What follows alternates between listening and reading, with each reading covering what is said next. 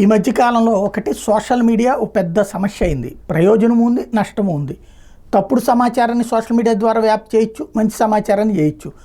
ఇందులో fact check యూనిట్లు అనేటటువంటిది అత్యంత ఇంపార్టెంట్. అంటే ఈ మధ్యకాలంలో ప్రభుత్వాలు ఫ్యాక్ట్ చెక్ అని పెట్టి ఏం చేస్తున్నట్టు ప్రభుత్వానికి వ్యతిరేకంగా వస్తే అది ఫేక్ అని చెప్తున్నారు. ప్రభుత్వానికి అనుకూలంగా వచ్చే వాటి జోలికి రారు.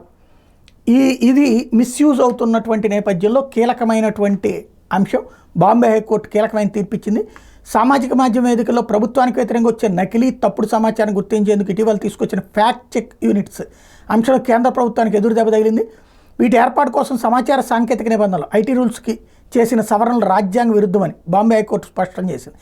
ఈ సవరణ నిబంధనలు రాజ్యాంగ అధికరణం 14 సమానత్వ హక్కు, అధికరణం 19 భావ ప్రకటన హక్కు, అధికరణం 19(1)(g) వృత్తి నిర్వహణ హక్కులు ఉల్లంఘిస్తున్నాయని హైకోర్టు న్యాయమూర్తి జస్టిస్ ఏఎస్ చందూర్కర్ తీర్పిచ్చారు. ఐటీ సవరణ నిబంధనల్లో పేర్కొన్న నకిలీ, తప్పుదోవ పట్టించే వంటి అంశాలకు ఎలాంటి నిర్వచనం లేదని, అలాంటప్పుడు వాటికి అర్థం లేదన్నారు. ఆన్లైన్లో వచ్చిన ఏదైనా సమాచారాన్ని FCU నకిలీ, తప్పుదోవ పట్టించే సమాచారం అని నిర్ధారిస్తే ఆ సమాచారాన్ని సామాజిక మాధ్యమం వేదికలు, పోర్టల్స్ తక్షణమే తొలగించాల్సి ఉంటుంది, లేదా ఆ అభిప్రాయాలతో తమకు సంబంధం లేదని డిస్క్లైమర్ పేర్కొనాల్సి ఉంది.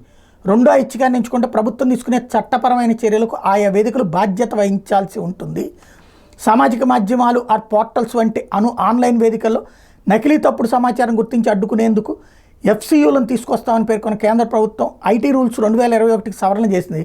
కొత్త నిబంధనలు ఏకపక్షంగా రాజ్యాంగ విరుద్ధంగా ఉన్నట్టు పెద్ద ఎత్తున విమర్శలు వచ్చినాయి. ఈ క్రమంలో ఐటీ నిబంధనల చెల్లుబాటుని సవాల్ చేస్తూ comedian Kunal Kamra, editors guild of India తదితరులు బాంబే హైకోర్టును ఆశ్రయించారు. ఏడాది జనవరిలో విచారణ జరిపిన హైకోర్టు డివిజన్ బెంచ్ భిన్నాభిప్రాయాలతో తీర్పు ఇచ్చింది. ఇద్దరు న్యాయమూర్తులు ఒకరు సవరణ నిబంధనలు తోసిపుచ్చితే మరో న్యాయమూర్తి సమర్థించారు.